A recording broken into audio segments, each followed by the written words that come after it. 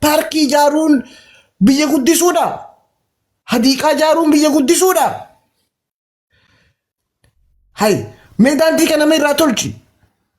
Ummata abdiilleen buqqisee waggaa 8 rajala galaa jiru san bakka deebisime gaafa san si deeggarra gadi baanee si deeggarra. Ummata cinaaksan dangaa isaa kabachiisi. Ummata wallaggaa kabachiisi. Abiyyi akkas hin deeggarre ilaalla. Nuti jibbaa dhuunfaa qabaanneeti miti. Ati biti seexaanni dhufee nuti sirriitti yoo haqa keenya eeguu ta'e nuti nama deeggaru. Ilma abbaa gadaa, ilma abbaa maarree. Bakki abbaa gadaa beeyuun baane namichi kuni. Maal ilmi abbaa gadaa maal na godhaani? Ilmi abbaa sareetu ilmi abbaa harree dhufe. Abbaa gadaa bara mililikii rashan namni barasaa isaa rashan siisee karrayyuu. Warrooma wanta maali maqaani kunoo shanooyee fi irreecha qofa Oromoon bilisummaanis.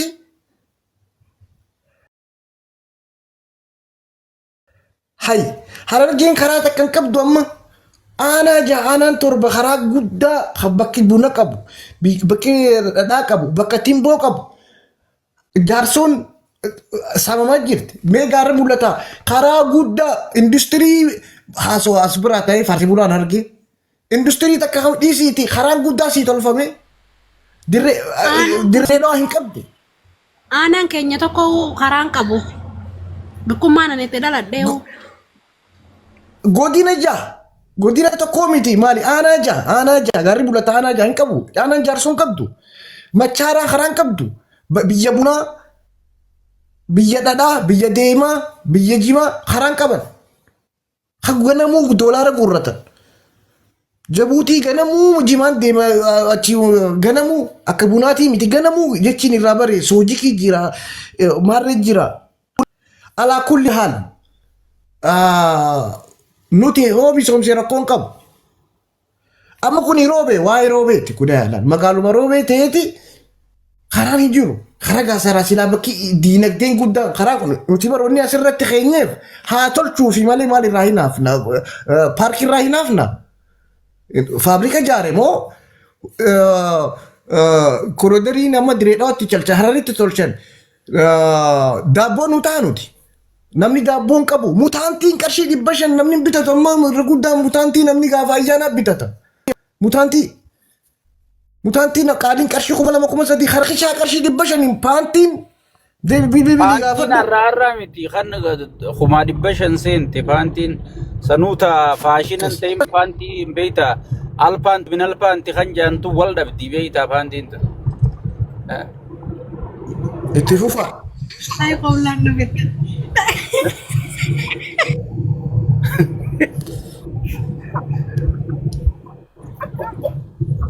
Paantiin Abu Darbiin sunuu kumaa fi 100 hamma.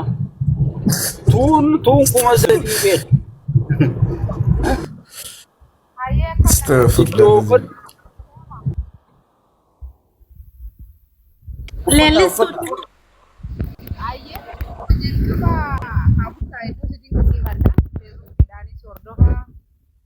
Sagaleen kee dhagamaan jiru.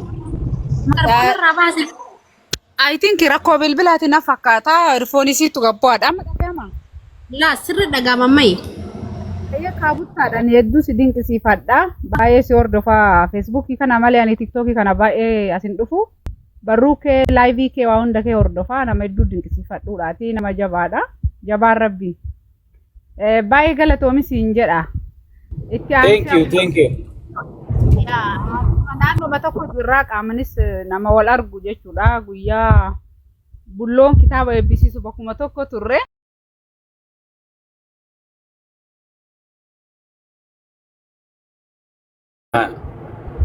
Thank you.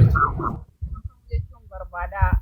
Kan biraa ammoo waa'ee waan hawaasa keenyaa kana yoo dubbatan beektaa yoo waa fuudhan ilmaan margan fuudhanii jedha Oromoo yoo mammaaku. Waan baay'eetu jira garuu akaayyiin osoo gubattuu ofitti kolfitii jedhanii amman tana wanti namni keenya irra jiru waan kana keessattuu namni keenya namni diiyaaspooraa akkuma argaa jirru kana ija qabatee osoo ganama galgala dhiini ilmaan nama lafatti gadi lola'u osoo haati hiyyeessaa boottu ijuma qabatanii akkanumatti ijuma dunuunfatanii homa nama dhuunfaa tokko jaalataniif jecha jaalaluma nama kanaaf qabaniif jecha yeroo sagaleen hawaasa keenyaa ukkaamamu yeroo nama tokko leellisuudhaaf yookaan immoo waanuma kallattiin ija bakka xayyaaritti isaan gadi buusu isaan qofti toleef jecha diaaspora yoo biyya galee dhufu akka waan maraatee dhufe yookaan akka waan summii wayii qilleensumarraan riipoortii irraa itti biifanii na fakkaata iyyuu wanti inni asii achi maaltu akka biyya san jiru anillee ta'e kaleessuma biyya sanii fayyadu. Ijuma dunuunfatanii homa nama dhuunfaa tokko. Sagalee waraabbamaa ramoon sirrii miti hawaasni keenya miidhama qabaa. Haati dhiiraa booyaa jirti. Booyinsi har'allee booyatuma jirra homoo wanni nuus hin jiru.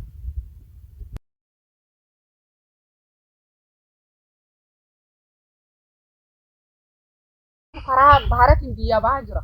Barsiisaan har'an sana barataan isa dura deemee barsiisaa waamaa jira karaa Liibiyaatiin. Amantanii dhiistanii Yamanii keessa jiru barsiisadha.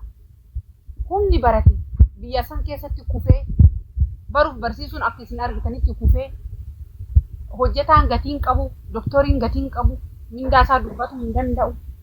Kuni hundi osoo jiru nama tokko jaalala nama tokko qabnu hummachoofne dhugaa hawaasa keenya abboo nuti bara wayyaanee bara hawaasa keenyaaf qabsoofne afaan tokkoon ani nama biyya Arabaa keessa waggaa 5 dalagee hawaasa biyyaa keessa jechuudha. Waggaa 5 uummata keenya bira dhaabataa ture halkan guyyaa osoo bara isaanii firiidam dubbachuu waan wal jala qaxxaamurtee biyya keessa sagalee har'a bara inni abbaa gadaa aangorri jirutti waan Oromoo yoo warroota akka waan barreesse narratti waan